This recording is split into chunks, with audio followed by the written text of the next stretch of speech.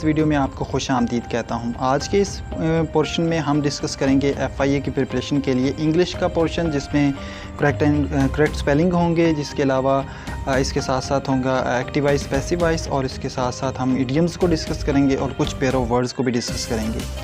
तो चलें स्टार्ट करते हैं। Choose the correct spelling. Loyally, वफ़ादारी, ये जो इसमें करेक्ट स्पेलिंग है LOYALLY, इसका मतलब होता है वफ़ादारी। इसके बाद जो दूसरे लफ्ज़ हैं जैसे LOYELLY, इसका लफ्ज़ी मतलब जो है वो कुछ और होगा और ये करेक्ट स्पेलिंग नहीं है, ठीक है। इसके बाद है जी choose the correct meaning of trade.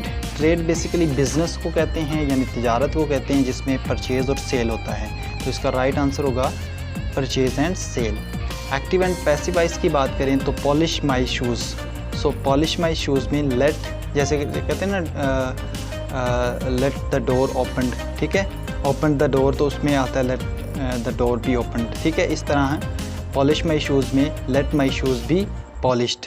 So be के बाद जो है वो बी चूँकि शूज़ की बात कर रहा है, माई शूज़, तो इसलिए इसके बाद बी लगेगा, ठीक है। उसके बाद पॉलिश्ड यानी थर्ड फॉर्म लगेगी।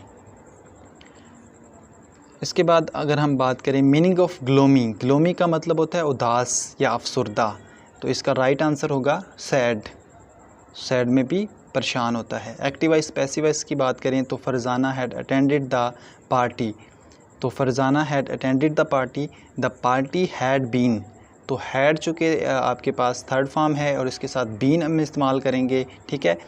हैड जहाँ पर भी आएगा, हैड आ जाए, हैव आ जाए, तो उसके साथ हम बीन का इजाफा करते हैं और तीसरी फॉर्म यानी अटेंडेड, तो बाय, चूँकि एक्टिव वॉइस को पैसिव वॉइस में कन्वर्ट करने के लिए बाय का यूज़ करते हैं, तो फरजाना एंड पे आ जाएगा। तो party had been attended by Farzana, simple सा है। Active voice, passive voice, he will not have stopped the game, ठीक है। इसको अब हमने चेंज करना है, विल नॉट। अब हमेशा याद रखिएगा विल जो है ये आपके पास इसके साथ ये आपके पास हेल्पिंग वर्ब है, ठीक है। उसके बाद अगर हम इसे कन्वर्ट करेंगे, द गेम विल नॉट, ठीक है, विल नॉट हैव, आगे स्टॉप बीन, हैव के बाद मैंने पहले भी डिस्कस किया था कि बीन का इजाफा होगा, तो बीन आ गया, स्टॉप्ड बाय हिम, ही को हिम में कन्वर्ट करेंगे। के बाद अगर हम करेक्ट स्पेलिंग की बात करें, एक्सेलरेट, तेज़ करना, किसी चीज़ को बढ़ा देना, तो इसका जो है वो करेक्ट स्पेलिंग क्या है, ACCLERATE। इसी तरह करेक्ट स्पेलिंग है अकोमोडेट, यकसा करना या हस्बे हाल, ठीक है, अकोमोडेट करना, या जैसे कहते हैं ना किसी चीज़ को अकोमोडेट किया है। इसी तरह करेक्ट स्पेलिंग अकाउंटेंसी, हसाब खाता, ठीक है। इसके स्पेलिंग क्या हैं, ACCOUNTANCY। अच्छा, इसके बाद करेक्ट स्पेलिंग एक्सेसरी, लाजमी, ये नेसेसरी की तरह से है, शामिल भी होना इसका मतलब हो सकता है। करेक्ट स्पेलिंग है नीचे कंपनी, हमरा होना या जो है वो साथ होना या किसी का साथी होना, यह कंपनी आ जाता है। जैसे कहते हैं ना कि किसी को कंपनी दें, हमरा चलें या उसके साथ हों। करेक्ट स्पेलिंग है कंक्वेस्ट यानी फ़तह, कंक्वेस्ट ऑफ मक्का, आपने सुना होगा लफ्ज़, कंक्वेस्ट का मतलब होता है फ़तह होना। अच्छा जी, इडियम्स को डिस्कस करेंगे। अ फेयर क्राई, नामुमकिन बात, ठीक है, फेयर क्राई, नामुमकिन बात। अ फूल्स पैराडाइज, फूल्स कहते हैं अहमक को और पैराडाइज जन्नत को, अहमकों की जन्नत। आउट एट एल्बोज़, गंदा, फटे पुराने। अ रेड लेटर डे, मुबारक दिन। अ मैन ऑफ स्ट्रा, मामूली आदमी, स्ट्रा कहते हैं आपके पास के जो तिनके को। बाय लीव्स एंड बाउंड्स, दिन दुगनी रात चुगनी, ये बहुत इंपॉर्टेंट है, दिन दुगनी और रात चुगनी, by leaps and bound. Jack of all trades, हर फन मौला होना, ठीक है, हर काम के अंदर माहिर होना। इन ब्लैक एंड वाइट, तहरीरी तौर पर, ठीक है। अ टावर ऑफ स्ट्रेंथ, ताकत का सरचश्मा। इसी तरह एक और याद आ रहा है, अब पछताए क्या होत जब चिड़ियाँ चुग गई खेत। It is useless to cry over spilled milk. इस तरह के जो सवाल होते हैं वो अक्सर पेपर में आ जाते होते हैं।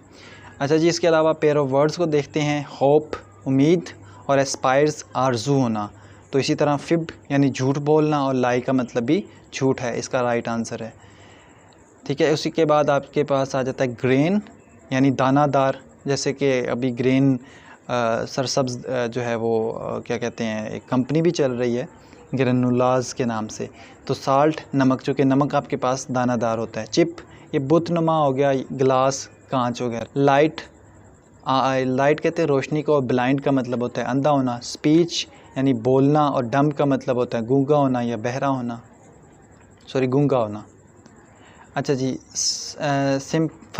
सिम्फनी जो है हम कहते हैं हम आहंगी को, कंपोज़र मुसन्निफ़। इसी तरह फ्रेस्को तस्वीर खींचने का तौर तरीका, उसको फ्रेस्को बोलते हैं। पेंटर जो है वो मुसव्वर को कहते हैं।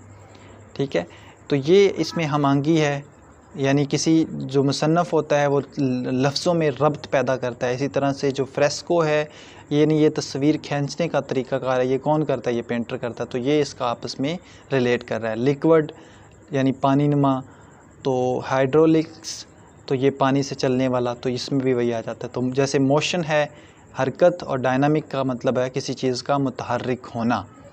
तो आज की वीडियो यहीं तक। उम्मीद करता हूँ आज की वीडियो आपके लिए काफ़ी हेल्पफुल साबित हुई होगी। अच्छा, कामयाबी के लिए सबसे इम्पॉर्टेंट बात यह है कि अपने नोट्स लाजमी बनाएं।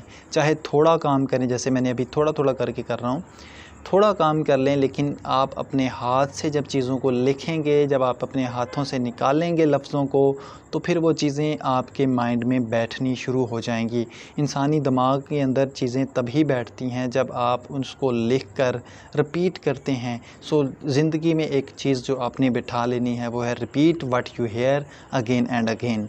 जो सुनो उसे बार बार रिपीट करो। That would be the habit of your life. आपने देखा होगा कुछ ऐसे भी लोग होते हैं जो पढ़े लिखे नहीं होते, but they can speak well and they have a good fluency in English. और हम लोग जो है वो डरते होते हैं, हमें यही डर होता है कि पता नहीं हमसे बोली भी जाएगी कि नहीं बोली जाएगी, but we can't perform good in a public में बोलना थोड़ा मुश्किल हो जाता है, but they can perform excellent, क्योंकि उनके जहन में सिर्फ यही होता है जो उन्होंने सुना होता है और उसी को वो बार बार रिपीट कर रहे होते हैं। इसी वजह से वो एक्सीलेंट परफॉर्मेंस पर दे रहे होते हैं। सो जिस चीज़ को भी सुनो उसको बार बार रिपीट करो, इंशाल्लाह वो चीज़ें आपके जहन में बैठती चली जाएंगी। आपने 3 पेज लिखे हैं, वो 3 पेज आप रिपीट करें, अगला 2 पेज लिख लें, फिर उसको रिपीट करें और अगले 2 पेजेस को भी रिपीट करें। इसी तरह आगे बढ़ते जाएँ, पिछले को रिवाइज़ करते जाएँ। ये नहीं होगा कि आप एक बुक पकड़ लें और उसमें MCQs को 1 दफ़ा रीड कर लें, फिर 2 दफ़ा रीड कर लें। इस तरह से तैयार करना काफ़ी सारा मुश्किल काम है। तो बेहतर ये है कि जो सिलेबस गिवन है उसी को तैयार करें, उसी से रेलिवेंट डाटा जो है वो इंटरनेट से कलेक्ट करें और उसी से जो है वो तैयारी करें। तो यही बेहतर रहेगा आपके लिए, क्योंकि जो स्मार्ट वर्किंग होती है वो ज़्यादा बेहतर होती है, बजाय इसके कि आप जो है वो टाइम टेकिंग लें। चूँकि आपके पास वक्त कम है, इसलिए बेहतर है अपने हालात को बदलना है तो फिर इस जो रूल को फॉलो करना होगा। अपना बहुत सारा ख्याल रखें, और जो लोग हमारे चैनल पर पहली दफ़ा आए हैं उनसे गुजारिश है इसको सब्सक्राइब कर लें।